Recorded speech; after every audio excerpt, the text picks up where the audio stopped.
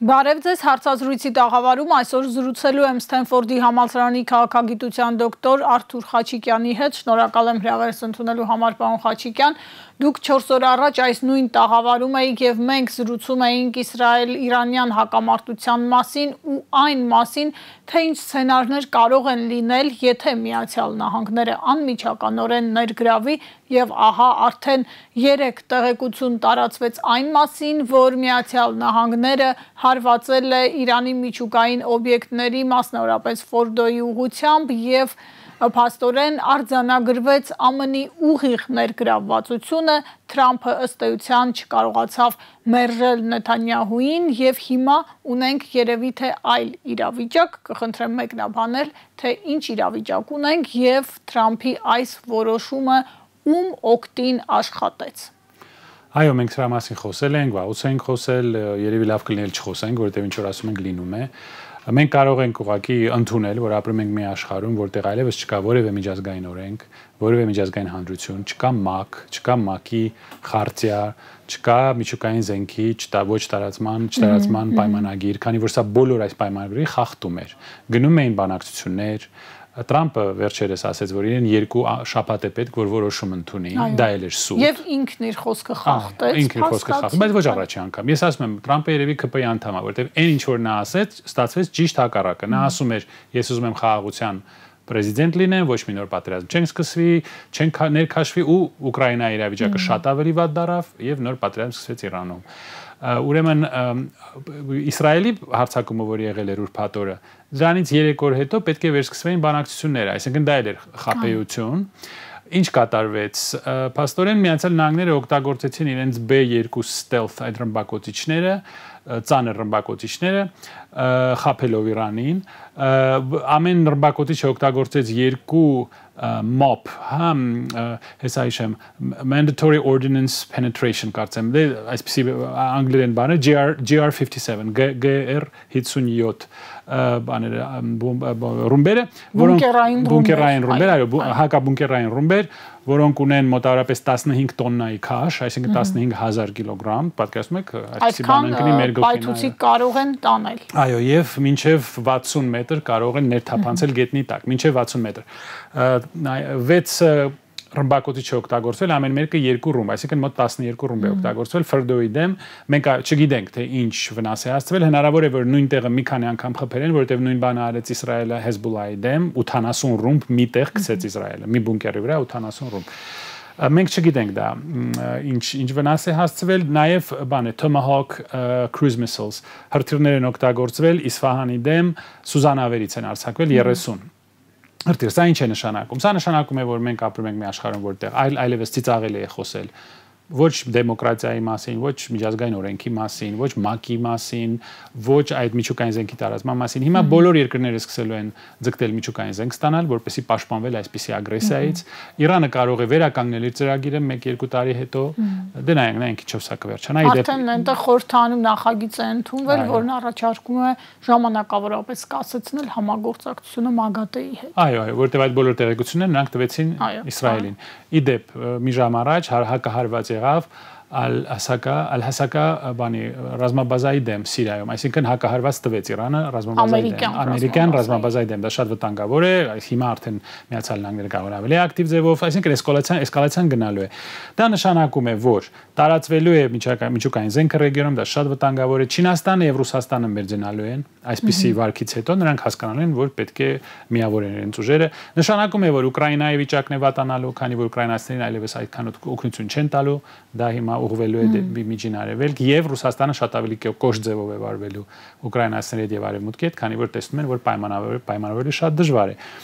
Տեսեք, որ ձեռագիրը նույնն է, այդ գաղտնի դրոն բերելը Ռուսաստանում եւ Իրանում դա նույն ձեռագիրն էր։ Հիմա սա ոնց կարող է շարունակվել։ Այսօր նորությունները հենց նոր տեսա, որ առաջարկվել է կանգնեցնել պատերազմը, այսինքն Իսրայելը եւ Միացյալ Նահանգները կհրճակեն, որ ոչնչացրել են միջուկային ծրագիրը, Իրանը կասի, որ չեն ոչնչացրել, խոսակցություններ կան, որ ինչ որ մասը էվակուացվել էր Ֆորդոյից։ Արբանյակային լուսապատկերներ կային այդ մասը։ Կային, այո, դուք տեսել եք, ես չեմ հասցրել տեսնել։ Այսինքն երկու կողմն էլ կարող են հաղթանակ հրճակել, Իրանում հիմա փորձում են ռեժիմը փոխել, Ռեզա Փեհլևի շահի ժառանգը ասել է, որ ես կարող եմ հեղափոխություն սկսել Իրանում։ Այդ պետության հետ վարվում են նույն ձևով, ինչպես 50-ական թվականին։ Հիշում եք Մոսադեղը, դե դուք շատ երիտասարդ եք, ես հիշում եմ 53 թվականին Մոսադեղին, երբ որ ընտրեցին Իրանում, դա դեմոկրատական ընտրված վարչապետ էր։ Անգլիան եւ Միացյալ Նահանգները հեղաշրջում կազմակերպեցին, դեմոկրատական պետությունները հեղաշրջում կազմակերպեցին եւ բերեցին շահին, որը իրենց թույլ տվեց նավթ ու գազ վերցնել Իրանից ցածր գներով։ Հիմա նույն բանը կարող են փորձել անել։ Այսինքն վտանգ կա ներքին ապակայունացում, քաղաքացիական պատերազմ, էթնիկ կոնֆլիկտներ, այնտեղ կարող են ներքաշվել մերձակա տերությունները, Աֆղանիստանը, Պակիստանը, Սիրիա, այնտեղ կան քրդեր, ազերիներ, բալուչներ, արաբներ, այսինքն նրանք կարող են հրահրել ինչ-որ ներքին կոնֆլիկտ, որ մասնատել Իրանը։ Դա լինելու է Իսրայելի երազանքը եւ վերջի նախադասությունը սա կարող է բերել, եթե Իրանը պարտվի Ռուսաստանի եւ Չինաստանի մեծ պարտություն է իրենց համար եւ կբերի ՆԱՏՕ-ի, Իսրայելի, Թուրքիայի եւ Ադրբեջանի հեգեմոնիայի Կովկասում եւ Միջին Արևելքում։ Խաչիկյան, իշխանափոխության մասին Իրանում ամերիկյան ակնարկ եղավ հենց Թրամփի կողմից, նա ըստ էության չէր բացառել ռեժիմի փոփոխության հնարավորությունը իր սոցցանցում եւ այդ մասին գրել էր ու սա ըստ էության նշանակում է, որ Թրամփը բացահայտ խոստովանում է այլ երկրի, սուվերեն երկրի, ինքնիշխան երկրի ներքին գործերին խառնվելու հնարավորության մասին։ Բայց առաջ անգամը չի։ Տեսեք, Իրաք 2003 թվականին, դրանից առաջ Յուգոսլավիա, դե այնտեղ որոշ հիմքեր կային։ Հիմա էլ Իրաք, հիշում եք 2003 թվականին ասում էին միջուկային զենք ունեն, քիմիական զենք ունեն, չկան, սուտ էր։ Լվացքի փոշի էին վերցրել, պատրվակ էր, այո։ Լվացքի փոշի էր ցույց տալի Կոլին Պաուելը, հիշում եք մակում։ Դրանից հետո Լիբիա բակոցեցին, Կադաֆիին սպանեցին, հիմա երկու կառավարություն ունենք Լիբիայում, քաղաքացիական պատերազմ։ Սիրիայում հրահրեցին սա, հիմա մենք ունենք լիբերալ դեմոկրատական տերորիստներ Սիրիայում, որոնք ղեկավարում են երկրը, Եվրոպան շատ հանգիստ իրանց ընդունում է։ Այսինքն նրանք ժամանակին սովետական միությունն էին մեղադրում, որ սովետական միությունը հեղաշրջումներ կազմակերպում եւ այո, եղել էր դա եւ Չեխոսլովակիայում, Վենգրիայում, Լեհաստանում, Գերմանիայում, Աֆղանիստանում եւ այլն։ Հիմա նույն բանը անում են նրանք։ Այսինքն միջազգային համակարգի օրենքները չեն փոխվում, միջազգային հարաբերությունների դինամիկան, այն ուժերը, որոնք կառավարում են միջազգային հարաբերությունները, չեն փոխվում։ Դուք ուզում եք եղեք կոմունիստ, ուզում եք եղեք մահմեդական, ուզում եք եղեք լիբերալ դեմոկրատ, դուք անելու եք նույն բանը։ Խաղի կանոնները չեն փոխվում։ Խաչիկյան եւ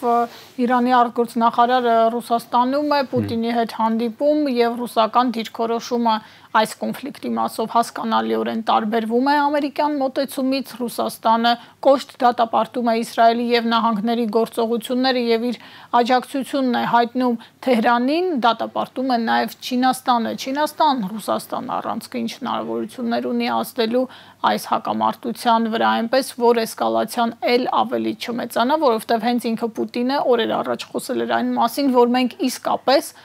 մոտ ենք 3-րդ համաշխարհային պատերազմին։ Ես իհարկե Վլադիմիր Վլադիմիրովիչի չեմ, բայց դրա մասին 3 տարի զգուշացնում եմ, որ մենք գնում ենք դեպի մեծ համաշխարհային պատերազմ։ Սա վտանգ է եւ Ռուսաստանի համար եւ Չինաստանի համար։ Սա մեծ հարված է եւ մեզ, Հայաստանին, որտեղ Իրանը զսպում էր մեր հարևաններին եւ մեզ ինչ որ կորիդոր էր տալիս դեպի ծով, դեպի մեր հյուսիսային դաշնակցի, որը ժամանակին դաշնակից էր, սա մեծ հարված էր։ Թուրքիան, Ադրբեջանը դրանից կօգտվեն։ Ինչ է պայմանավորել այս անձը Թուրքիայում, մենք հետո կիմանանք, մի քանի շաբաթ, ամիս հետո, նա կխոստովանի ինչի մասին է խոսել, նշաձող իջեցրել է Սյունիքի, թե ոչ, մենք հետո կիմանանք դա։ Հիմա Ռուսաստանը եւ Չինաստանը ամեն ձևով աջակցելու են եւ աջակցում են արդեն, ռազմատեխնոլոգիական տարբեր զենք արդեն տրամադրել են Իրանին, այնտեղ խորհրդատուներ կան հաստատ, հոպի համակարգեր են բերվել Ռուսաստանից, Չինաստանից, ինչ որ ինքնաթիռներ են գնում ըստ որոշ Telegram կանալների, ուղղակիորեն միջամտել Ռուսաստանի համար շատ դժվար կլինի, քանի որ դա կնշանակի երկրորդ կոնֆլիկտի մեջ ներգրավվել։ Այո, որը նրանք չեն ուզում անել, բայց դա արևմուտքի միտքն է, ցանկությունն է, նույն ձևով ինչպես օգտագործելով մեզ եւ օգտագործելով Ղարաբաղը, Մակրոնն եւ Շան Միշելը, անունը չգիտեմ, չեմ էլ ուզում, փորձում էին սադրեին Ռուսաստանին, այսինքն այո, մեր ղեկավարին սովորացնում էին, որ ղարաբաղցիները հայ չեն, որ դա մեր գործը չի, մենք պետքա գնանք Ներբերշիկի ֆեստիվալի, իսկ ռուսները պետքա մեր տեղը կռվեն, այսինքն Ռուսաստանը ուզում էին սադրեին բախման Թուրքիայի, Ադրբեջանի հետ, նրանք շատ լավ դա հասկացան եւ չգնացին դրան։ Հիմա նույն բանը կարող են Իրանում անել։ Բայց ռուսների համար կորցնել Իրանը դա մեծ հարված է, դա մեծ հարված է BRICS-ին, դա մեծ հարված է Ռուսաստանի հյուսիս-հարավ այդ կորիդորներին, բոլոր մեկուսացում Ռուսաստանի ավելի ծայրահեղ կլինի, եթե թույլ տան, որ Իրանը պարտվի, եւ ել ավելի կախված կլինեն Թուրքիայից եւ Ադրբեջանից։ Հիմա մեզ հասնող լուրերի նրանք պայմանավորվել են, որ պատերազմը դադարի։ Իսրայելը առաջարկել է Միացյալ Նահանգների միջոցով, այսինքն երկու կողմներ ասել են, որ մենք հաղթել ենք եւ պատերազմը դադարի։ Մեզ համար դա շատ կարեւոր կլինի։ Ես հույսով եմ, որ այս էսկալացիան չի շարունակվի եւ որ Վաշինգտոնում խելագարություն չեն ունենա ցամաքային պատերազմ սկսել Իրանում եւ ցամաքային ուժեր տեղադրել Իրանում, բայց պետք է հասկանալ, որ Վաշինգտոն չկա։ Վաշինգտոնը դա Իսրայելի փաստորեն մասնաճյուղն է դարել, քանի որ օգտագործելով Իսրայելի լոբիի միջոցները, որոնք միլիարդավոր դոլարներ են տալիս ընտրությունների ժամանակ, Նետանյահուն այդ ռազմական հանցագործը, որը կատարել է ցեղասպանություն եւ որի դեմ դատավճիռ կա միջազգային քրեական դատարանի կողմից, որը դատապարտել է Միացյալ Նահանգները, այսինքն նրանք օրենքից վեր են, այդ մարդու գրպանում է գտնվում Վաշինգտոնը։ Միացյալ Նահանգների կառավարությունը հիմա գտնվում է Նետանյահուի գրպանում։ Պարոն Խաչիկյան, այսօր նաև տեղեկություն տարածվեց Իսլամական հեղափոխության պահապանների կորպուսի ոչ պաշտոնական տելեգրամյան ալիքը տեղեկություն տարածեց այն մասին, որ Թեհրանը թիրախավորվել է Բաքվի օդային տարածքից, իսրայելական օդանավերը Բաքվի օդային տարածքով են անցել փաստորեն եւ հարվածել Թեհրանին եւ նշվում էր, որ սա անպատիժ չի մնա։ Գուցե հիմա Իրանը հասկանալի պատճառով չկարողանա ներգրավվել Ադրբեջանի հետ նոր հակամարտության մեջ, բայց հետագայում, եթե այս պատերազմը իր համար հաջող կամ առնվազն նվազ կորուստներով ավարտ ունենա, այս հարցը ինչ եք կարծում, թողնվելու է, թե հետևանք ունենալու է։ Սա պաշտոնական աղբյուրից է։ Կիսապաշտոնական կարող ենք համարել։ Ես նույն բանը տեսա Alistair Crook, այդ նախկին բրիտանացի դիվանագետ կա, որը նույն բաներ ասել, որ Ադրբեջանի տարածքից հարվածներ են հասցրել։ Իհարկե Իրանը դա չի մոռանա եւ հետո հաշիվներ կունենա բարձելու Ադրբեջանի հետ։ Մենք պետք է թողնենք մեր սովորությունը սпасել, երբ մեր հարևանները խռովը կռվելու են միմյանց հետ, որ ինչ որ բան դրանից քաղենք։ Դա վատ սովորություն է, մենք պետք է հրաժարվենք դրանից, բայց գիտեք, արդեն ուշ է։ Արցախ արդեն չկա, Ղարաբաղ արդեն չկա, Իրանը չդատապարտեց այրի տեղահանումը այնտեղից, չնայած որոշ ձևով զսպեց Ադրբեջանի հնարավոր ագրեսիան Սյունիքում։ Նրանք թող իրենց հարցերը պարզեն, մենք պետք է ունենանք կառավարություն, դիվանագիտություն, ղեկավարություն, ոչ մի բան էլ չունենք, մենք դրա ոչ մեկը դրանից չունենք հիմա։ Մենք նստած սպասում ենք, թե մեր հետ ինչ է լինելու, որովհետև մենք ղեկավարություն չունենք։ Պարոն Խաչիկյան, եւ գանք արդեն ուղիղ մեր խնդիրներին, թեև այս ամբողջը ուղղակիորեն եւ անուղղակիորեն նաեւ մեր անվտանգային սպառնալիքներն են, բայց Նիկոլ Փաշինյանի Ստամբուլ կատարած այցելությանը հաջորդեց Իսլամական պետությունների կազմակերպության հայտարարությունը, նրանց արտգործնախարարները կոչ էին անում Երևանին փաստացի իրականացնել Բաքվի բոլոր պահանջները եւ այսպես կոչված խաղաղության պայմանագրին խոչընդոտող մնացած խնդիրները վերացնել, դրան քիչ առաջ եղել է Հայաստանի արտգործնախարարության պատասխանը, որը չգիտես ինչու զարմանք է հայտնել։ Մենք կարող ենք արձանագրել, որ փաստորեն այս հայտարարությունն էր Նիկոլ Փաշինյանի Ստամբուլյան այցելության առաջին, ինչպես ասում են, ծիծեռնակը։ Հնարավոր է, որ սա փորձ է լեգիտիմացնել այն զիջումները, որը նա արել է։ Հնարավոր է, որ արդեն ինչ-որ բան զիջել է, ինչպես գիտեք, մեզ սուտ են ասելու, մեզ ճշմարտությունը չեն ասելու, մենք հետո ենք իմանալու։ Հնարավոր է, որ պաս են տվել, այսպես ասած, այս կազմակերպությանը, որպեսզի տպավորություն ստեղծել, որ ամբողջ աշխարհը ցանկանում է, որ մենք գնանք այս։ Հիշում եք, որ ասում են աշխարհը չճանաչեց Արցախը դրա համար։ Հիմա սա 50-ից ավելի իսլամական պետություն ներկայացնող կազմակերպություն, որը նրանք օգտագործեն, ասելով, որ հիմա աշխարհը ուզում է, որ մենք Սյունիքը զիջենք, մենք ինչ անենք, դա մեր մեղքը չի, դա իսլամական պետությունների մեղքն է, ռուսների մեղքն է, բոլշևիկների մեղքն է, նախկինների մեղքն է եւ այլն եւ այլն։ Գիտեք, նրանք մեղավոր կգտնեն։ Այս հարթակը առաջի անգամ չի օգտագործում Ադրբեջանը, որքանով ես գիտեմ։ Այս հարթակը նաեւ իմ կարծիքով ինչ որ դատապարտեց, թե զարմանք հայտարարեց այդ ագրեսիայի վերաբերյալ Իրանի վրա տեղի ունեցած ագրեսիայի։ Բայց տեսեք, այդ պետություններից մի քանիսը օգնում են, աջակցում են Միացյալ Նահանգներին, Իսրայելին եւ Միացյալ Նահանգներին, օրինակ Հորդանանը։ Օրինակ երբեմն նաև Սիրիան, որի տարածքով այդ հարվածները հասցվել են, Հորդանանը օգնում է կանխել այդ հարվածները։ Սաուդյան Արաբիան դատապարտել է, բայց բոլորը գիտեն, որ Սաուդյան Արաբիան եւ որոշ պետությունները Պարսից ծոցի պրոամերիկան են, ամերիկան վերահսկողության տակ են, այսինքն այս հայտարարությունները մնում են հայտարարություններ։ Թուրքիան էլ դատապարտեց եւ ցեղասպանությունը Պաղեստինում եւ հարձակում, բայց շարունակում են նավթ մատակարարել Իսրայելին։ Այսինքն այս խոսքերը պետք է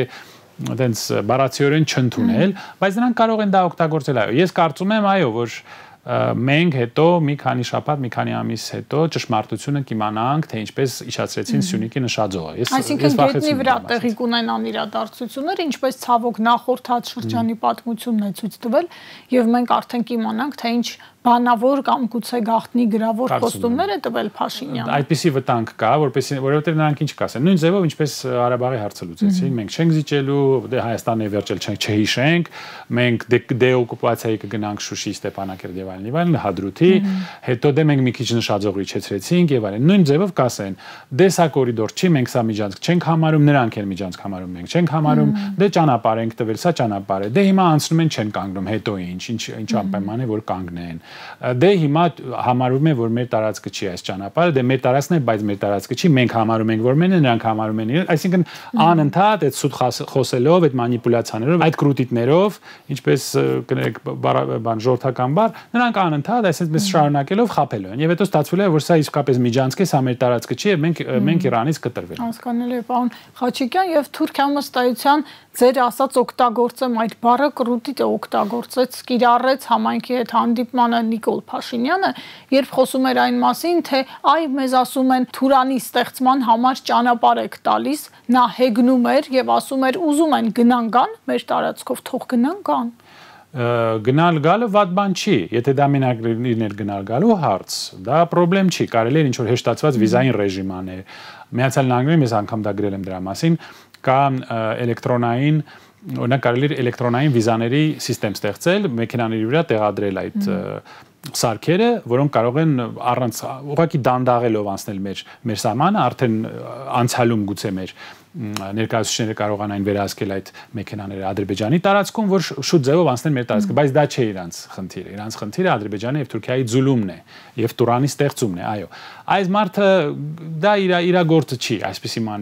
բաների մասին մտածել։ Եթե նրանք ուզենային միայն տրանսպորտային կորիդոր, նրանք Իրանով էլ կարող են գնալ այդ եւ առաջարկում էր Իրանը բազմիցս։ Այո, եւ եթե դուք խոսում եք, ես կարծեմ վերջի անգամ որ նայեցի, Թուրքիայից մինչեւ կենտրոնական Ասիա մոտ 5000 կիլոմետրի ճանապարհ է։ Այդ 5000 կիլոմետր անցնելուց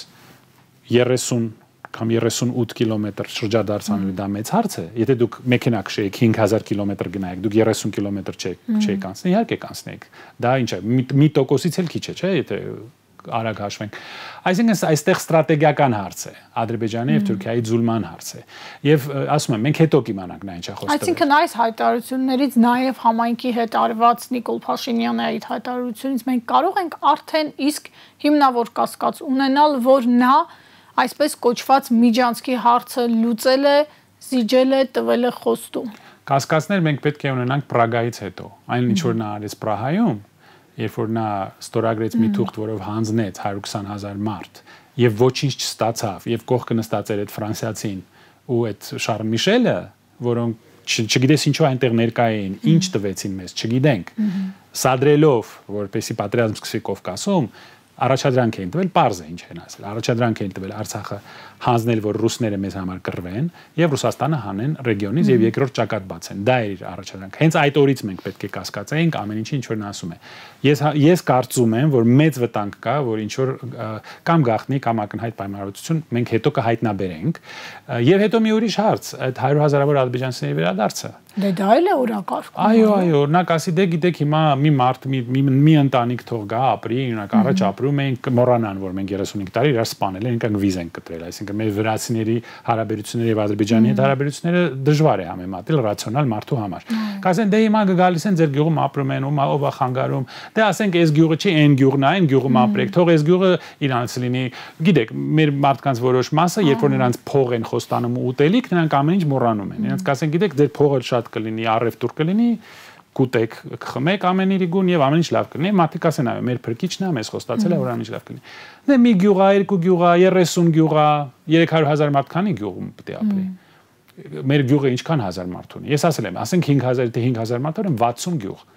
Դե կգան, դե կապրեն, հիմա ինչ ա եղել, առևտուր արեք իրանց հետ, գարի մի կիսեք իրանց հետ, գարմորթեք եւ այլն, հետո դե հիմա ադրբեջանական ոստիկանությունն էլ ա ուզում գա, օրինակ ինչ խնդրեմ, եթե իրանց գյուղն ա, թող գա ադրբեջանական ոստիկաններ կողքը կանգնի, հետո էլ այդ ոստիկանը կդառնա զինվոր, հետո ինչ։ Հետո ում էր պետք սյունիկը, դժբախտ եւ դժգույն, հետո մենք սուվերենություն ձեռք բերեցինք, ամեն ինչ հանձնեցինք, մնացինք, ասենք Երևանի Սարյան փողոցը, որը մենք ուտենք խմենք ամեն օր, դա է մեր սուվերեն տարածքը կմնա։ Մեր ժողովրդի ինչ որ մի մասը դա կընդունի իմ կարծիքով։ Շատ փոքր մասը, որովհետև արդեն Նիկոլ Փաշինյանի վարկանիշը ըստ սոցհարցումների ուղղակի աղետալի վիճակում են գտնվում, սա երևի թե հուսադրող փաստ է եւ վերջում պարոն Խաչիկյան այսօր տեղեկություն տարածվեց, որ Նիկոլ Փաշինյանի մերձ օլիգարխ Խաչատուր Սուքիասյանի հետ առնչվող ինչ-որ ընկերություն Ռուսաստանում Մաքսանենք ճանապարհով փորձել է թանկարժեք քարեր բերել Հայաստան եւ այդ մասով ձերբակալություն են եղել Ռուսաստանի անվտանգային մարմիններն էին հայտնել, թեև Սուքիասյանը իր խոսնակի միջոցով հերքել էր։ Կխնդրեմ գնահատել, սա ինչ է նշանակում, արդյոք ռուսական կողմը նաեւ սկսել է, այսպես ասած, զբաղվել Հայաստանով։ Դե սա կարող է պատասխան լինել Սամվել Կարապետյանի ձերբակալությանը, որը իդե բացարձակապորինի էր։ Մենք դարանք Թավշյա բռնապետություն, որտեղ ունենք Փաշա, որ կարող է ում ուզի գցի բանտ։ Մարդ ասում է, ես աջակցում եմ մեր եկեղեցուն, որևէ կոչեր չի անում, իրան բանտարկում են։ Սա բռնապետություն է։ Մենք դարանք բանանային հանրապետություն կամ ծիրանային հանրապետություն, սա երևի պատասխան է։ Փաստերը չգիտեմ, պետք է ստուգվեն, բայց փաստը այն է, որ այն ինչ որ մեզ խոստացան, որ լինելու է մի հանրապետություն, որտեղ չեն լինելու օլիգարխներ, դա սուտ էր։ Բոլոր օլիգարխների մեծ մասը մնաց, հələ մի հատ էլ նոր օլիգարխներ կան, ասում են, որ կոռուպցիա չլինի, ցավոք սրտի, որքանով ես հասկանում եմ կոռուպցիա կա, մարդիկ շատ արագ հարստացան, որոշ իրենց ընտանիքի անդամները, ինչքանով ես եմ հասկանում, ես դա իրենց հայտարարագրերն են փաստում, դրանք փաստեր են։ Դե ես ամերիկյան դատարանի աշխատող եմ, ես չեմ տեսել, իմ աչքով չեմ ասում, բայց եթե այդպիսի տեղեկություններ կան, պետք է դա վերանել, նայել։ Փաստորեն այո, եթե հարցով էլ մեզ խաբեցին, ես չեմ զարմանում, իհարկե փաստերը պետք է ստուգել։ Ինչ վերաբերվում է մեր ընդհանուր իրավիճակին, սա տոտալ ֆիասկո է։ Մենք 7 տարի գնացինք դեպի տոտալ ձախողում, բոլոր բնակավարներում ձախողում։ Հիմա էլ Իրանի հետ եթե մեր հարաբերությունները դե եթե պատերազմ շարունակվի, ճանապարհները փակեն, Ռուսաստանի հետ արդեն տեսնում եք խնդիրներ կան, Ծիրանը չեն թողում մենք բանանենք, տանենք այնտեղ։ Եթե շարունակվի այս Եվրո թատրոնը, Վրաստանի հետ իդեպ կոնյակի հետ կապված նույն խնդիրներ տևական ժամանակ։ Աստված մի արաստ մենք դուրս գանք ԵՀՏՄ-ից, գները 2-3 անգամ բարձրանան, մենք ցենք սովից մեռնել, սա է մեր ապագան։ Հիմա պարոն Խաչիկյան, տեսեք հեծի ազգայնացման մասին է խոսում, որը ռուսական կապիտալ է, էլի ուղիղ կապ ունի Ռուսաստանով նախագործարար Սամվել Կարապետյանի նրա դեմ հետապնդումների հետ եւ մամուլով տեղեկություն գնաց, որ փորձ է արվում նույնիսկ այն վաճառել թուրքական ինչ-որ ընկերության, սա էլ իհարկե պիտի հավաստվի, բայց տեղեկությունը առնվազն հրապարակվեց։ Դե անհնար է չտեսնել, որ սա ուղղակի պատասխան էր պարոն Կարապետյանի հայտարարությանը, որ նա աջակցում է մեր եկեղեցուն։ Այսինքն մեր եկեղեցու վրա հարձակվեցին, որովհետև հրահանգ ստացան Ալիևից եւ Էրդողանից, որտեղ եկեղեցին վերջի ինստիտուտն է, որ դեր մեզ պաշտպանում է, հարձակվեցին եկեղեցու վրա։ Կարապետյանը փորձեց եկեղեցին պաշտպանել, իր վրա հարձակվեցին, բանտարկեցին, հիմա իր ունեցվածքն են խլում։ Դուք պատկերացրեք ինչ է լինելու 26 թվականի ընտրություններին։ Եթե այս մարդը կարծում է, որ նա